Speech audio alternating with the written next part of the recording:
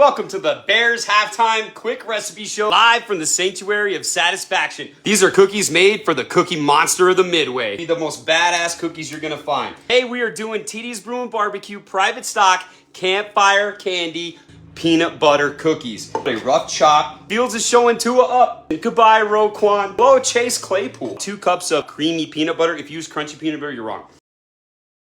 Half a cup to every cup of peanut butter. Campfire candy inside that peanut butter. My wife's famous peanut butter cookie recipes, and this is what they look like when they are done. But let's look in there. Sweet, the salty, the peanut butter, jalapeno. Start throwing campfire candy in your peanut butter cookies. Damn, peanut butter cookies are so badass. Roquan, bye.